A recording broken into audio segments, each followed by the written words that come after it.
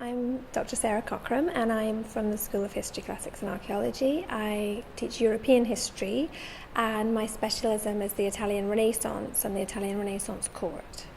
It's very important that we don't feel that gender history has been done and that we continue to look at the lives of women in the past and we continue to ask questions about women's access to power and women's agency and the way that women can take control of their lives and influence their environment, their cultural, political, social environment. One of the things that really interests me about women and power at the Italian Renaissance court is the way that often we find women really have their hands on the reins of power, sometimes behind the scenes more than we would think, but also sometimes really very obviously. And the historiography to date hasn't always reflected that. We need to rewrite that history and to think about it in new and different ways. And we'll ask the big questions.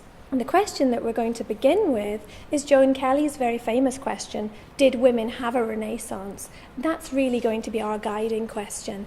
If they did, what does it mean? And if they didn't, why do we say that? One of the ways that we can build a really good and historically accurate and very critical picture of what Italian Renaissance court women are doing is by looking at different sorts of sources. So we can look at works of literature and we can look at works of art and we can look at things like music so that we can get a much more rounded picture of what Italian Renaissance women are doing in order to find power, keep power and build power. I've spent a lot of time in Italy and a lot of time in Italian archives, and you really feel that you can get a grasp on what makes the Renaissance tick behind the scenes. Also, it's a time that's just very beautiful, and the artifacts produced and the works of art, the works of literature are so beautiful that you can't help but be drawn in.